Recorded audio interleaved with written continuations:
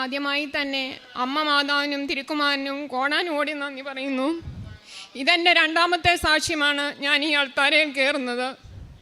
ഞാൻ എൻ്റെ മോൻ്റെ ഒരു രോഗസൗഖ്യത്തിന് വേണ്ടിയാണ് ഞാൻ ഈ സാക്ഷ്യം പറയുന്നത്. എൻ്റെ മോന് ഒരു ഹൈഡ്രാഡിനൈറ്റിസ് എന്ന് പറയുന്ന ഒരു അസുഖമാണ്. അത് സ്കിന്നിലുണ്ടാകുന്ന ഒരു അസുഖമാണ്. സ്കിന്ന് മടക്കുകളിലാണ് ഈ അസുഖം ഉണ്ടാകുന്നത്.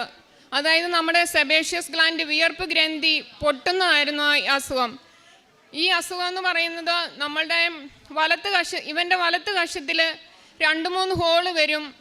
അവിടെ നിന്നാണ് അത് പൊട്ടുന്നത്. വൈറ്റ് ഫ്ലൂയിഡ് പുറത്തേക്ക് വരുന്നു. അങ്ങനെയായി ഡോക്ടറിനെ കൊണ്ട് കാണിച്ചു. 5 ഡോക്ടർമാരെ മാറി മാറി കാണിക്കുമായിരുന്നു. അവരത് കൂടുമ്പോൾ ഇത് ആൻറ്റിബയോട്ടിക് കഴിക്കണം, ഒരാഴ്ചത്തേക്ക് തരും. അങ്ങനെ ഇത് 2.5 വർഷമായിട്ട് ഇത് കണ്ടിന്യൂ ചെയ്തുകൊണ്ട് പോവുകയായിരുന്നു. അതിനിടെ ഞാനിവിടെ 7ാമത്തെ തവണയാണ് ഉടമ്പടി പുതുക്കുന്നത്. ഞാനിത് എല്ലാ പ്രാവശ്യവും വരുമ്പോൾ ഈ നിയോഗം വെച്ച് പ്രാർത്ഥിക്കാറുണ്ടായിരുന്നു. അങ്ങനെ ഇവൻ ഹോസ്റ്റലിൽ എൻട്രൻസ് കോച്ചിങ്ങിന് പഠിച്ചുകൊണ്ടിരിക്കുകയായിരുന്നു. കാരണം നിങ്ങൾക്കറിയാം, ഒരു കോമ്പറ്റേറ്റീവ് എക്സാം നടക്കുമ്പോൾ അത് 20-25 ലക്ഷം പേർ നീറ്റ് എക്സാം ആയിരുന്നു. അത് എഴുതുമ്പം പാലാ ബ്രില്യൻറ്റിലാണ് ഇവൻ പഠിച്ചുകൊണ്ടിരുന്നത്. അങ്ങനെയായപ്പോൾ ഇവൻ അവധിക്ക് വരുമ്പോൾ ഇവൻ്റെ ഒരു കഷത്തിലെ ഫോട്ടോ എടുത്തു വെച്ചിട്ട് ഞാൻ ആ രൂപം വെച്ചിട്ട് പ്രാർത്ഥിക്കുമായിരുന്നു. അമ്മേ, ഇവൻ്റെ എക്സാം കഴിയുന്നിടം വരെ ഇവന് യാതൊരു കുഴപ്പവും ഉണ്ടാകരുതേ. അങ്ങനെയായി ഇവൻ്റെ ഫോൺ കോൾ വരുമ്പോഴേ ഇവൻ്റെ പഠിത്ത കാര്യത്തെക്കുറിച്ചല്ല ഞാൻ ചോദിച്ചുകൊണ്ടിരുന്നത്. മോനെ, അസുഖം എങ്ങനെയുണ്ട്, മാതാവിൻ്റെ കാശുരൂപം. അപ്പം ഞാൻ എപ്പോഴും ആഴ്ചയിൽ 3 പ്രാവശ്യം വിളിക്കും. അങ്ങനെ ഞാൻ മാതാവിൻ്റെ കാശുരൂപമായിട്ടാണ് ഇവൻ്റെ ഫോൺ കോൾ അറ്റൻഡ് ചെയ്യുന്നത്. അപ്പം പറയും, അമ്മ കുഴപ്പമൊന്നുമില്ല. ഇവൻ്റെ ഡ്രസ്സാണെങ്കിൽ വാഷിങ്ങിന് എടുക്കുമ്പോഴാണെങ്കിലും 2.5 വർഷം കൊണ്ട് ഇവൻ്റെ ഡ്രസ്സെല്ലാം ഇങ്ങനെ ഹോള് വീഴുകയായിരുന്നു. കാരണം ഈ ഫ്ലൂയിഡ് വന്നുകൊണ്ടിരിക്കുമ്പോൾ അത് വാഷ് ചെയ്യുമ്പം അത് കീറുമായിരുന്നു. അങ്ങനെ ഞാൻ ഒരു ദിവസം മാതാവിനോട് ഇങ്ങനെ ഫോട്ടോയിൽ വിളിച്ചു പറഞ്ഞു, ഉടുപ്പ് കാണിച്ചിട്ട് ഞാൻ പറഞ്ഞു, അമ്മേ മാതാവേ, ഇതിന് മാത്രം എന്താണ് ഈ അസുഖം എന്താണ് കുറച്ച് തരാത്തത്? ഡോക്ടർ പറഞ്ഞു, ഇത് 1000-ൽ ഒരാൾക്ക് വരുന്ന അസുഖമാണ്. ഇത് കുറവില്ല എങ്കിൽ നമ്മൾക്ക് സർജറി കൊണ്ട് പോകണം. പിന്നെ വലിയ കുഴപ്പമില്ല എന്ന് പറയുമെങ്കിലും പക്ഷേങ്കിൽ ഈ സ്കിന്നിൻ്റെ അസുഖം നിങ്ങൾക്കറിയാം, എവിടെ പോകണമെങ്കിലും ഇത് ഫ്ലൂയിഡ് വരുന്ന കാരണം വെറ്റാകും. അങ്ങനെയായി ഇവൻ്റെ എക്സാം കഴിഞ്ഞ് വീട്ടിൽ വന്നു. ഞാൻ ഒരാഴ്ച ആ ഉടമ്പടി ഉപ്പും വെള്ളത്തിലിട്ടിട്ട് ഞാൻ അവിടെ വാഷ് ചെയ്യുമായിരുന്നു. എന്നും ഞാൻ അല്ലെങ്കിലും ഫോട്ടോ വെച്ച് ഇവൻ്റെ ഫോട്ടോ എടുത്തിട്ട് ആ കാശുരൂപം വെച്ച് പ്രാർത്ഥിക്കാറും ഉണ്ടായിരുന്നു. അതിന് മുമ്പായിട്ട് സ്വപ്നത്തിൽ എനിക്ക് മാതാവ് ഇങ്ങനെ സർജറി ചെയ്യുന്നതായിട്ട് എനിക്ക് വെളിപ്പെടുത്തി തന്നു. പക്ഷെ അന്ന് ഞാനതങ്ങ് വിട്ടു. ഞാൻ മമ്മിയോട് പറയുമായിരുന്നു, മമ്മി ഇതെങ്ങനെയാണ് സർജറി ചെയ്യുന്നതായിട്ടാണ് കാണിക്കുന്നതെന്ന്. മമ്മി പറഞ്ഞു, നമുക്ക് വെയിറ്റ് ചെയ്യാം, മാതാവിനോട് പ്രാർത്ഥിക്കാമെന്ന്. അങ്ങനെ ഇവൻ്റെ എക്സാം കഴിഞ്ഞ് വന്നു. അത് ഇതെല്ലാം തേച്ച് കഴിഞ്ഞപ്പോഴും ഇതങ്ങ് വേസ്റ്റായി. അങ്ങനെ ഞങ്ങൾ കാരിത്താസ് ഹോസ്പിറ്റലിൽ പോയി. അവിടെ വന്നിട്ട് ഒരു സ്കിൻ ഡോക്ടറിനെ കാണിച്ചപ്പം സ്കിൻ ഡോക്ടർ പറഞ്ഞു, ഇത് ആദ്യം ടാബ്ലറ്റ് എടുത്ത് നോക്ക്, കുറവില്ലെങ്കിൽ ഇതിന് ഇഞ്ചക്ഷൻ കുറേ എടുക്കണം എന്നൊക്കെ പറഞ്ഞു. അപ്പം പിന്നിൽ നിന്ന് ആരോ പറയുന്നു, ഗോ ടു സർജൻ. അപ്പോഴും ഞാൻ ഈ കാശുരൂപം പിടിക്കുന്നുണ്ട് കയ്യിൽ.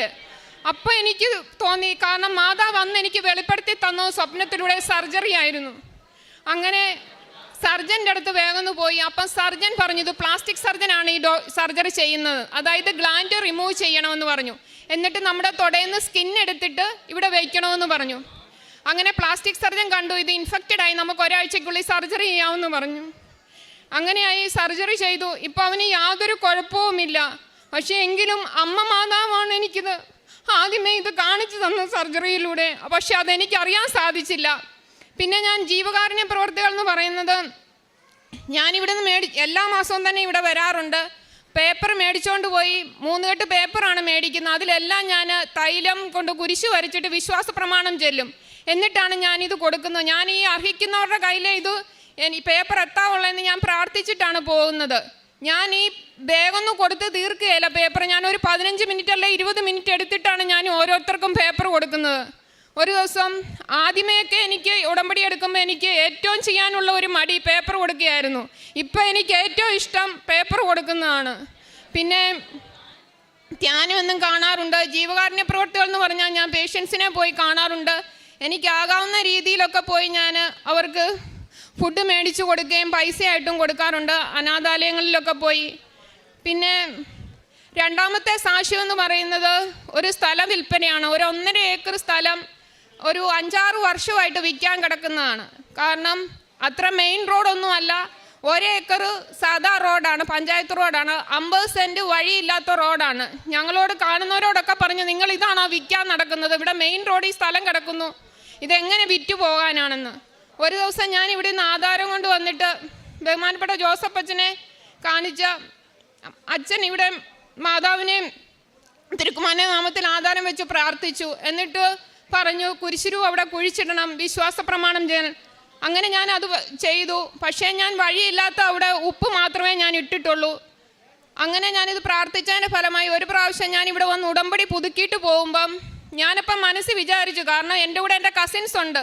എൻ്റെ മാതാവെ, അന്ന് അവർ കണ്ടതാ ഈ ആധാരം കൊണ്ട് ഞാൻ വരുന്നത്, എന്തെങ്കിലും അല്ലേ അവർ പരിഹസിക്കും, നീ ഇതും കൊണ്ട് പോയിട്ട് സാധിച്ചില്ലല്ലോ എന്നൊക്കെ ഓർത്ത് ഞാൻ ഉടമ്പടി പുതുക്കി അവിടെ ഞാൻ ഡ്രസ്സ് മാറാൻ കയറിയപ്പം ചേട്ടൻ വരുന്നു, ഇത് സ്ഥലം കച്ചവടമായി, അതും വഴിയില്ലാത്ത 50 സെൻറ്റ്. അങ്ങനെ അഡ്വാൻസ് ഞങ്ങൾക്ക് കിട്ടി 50,000 രൂപ. ഒരു 4-5 ലക്ഷം രൂപ പറഞ്ഞിരുന്ന ആ സ്ഥലം ഞങ്ങൾക്ക് 9 ലക്ഷത്തിന് വിൽക്കാനിടയായി. അത് ഈ അമ്മ മാതാവ് മാത്രമാണ് അതിന് സാക്ഷ്യം പറയുന്നത്. അങ്ങനെ ഒരുപാട് അനുഗ്രഹങ്ങൾ എനിക്ക് ഈ ഉടമ്പടി പുതുക്കുന്നതിലൂടെ അമ്മ തന്നുകൊണ്ടിരിക്കുകയാണ്. ചെറുതും വലുതുമായ അനേകായിരം അനുഗ്രഹങ്ങൾ. അമ്മ മാതാവിനും തിരുക്കുമാരനും കോടാനുകോടി നന്ദി പറയുന്നു.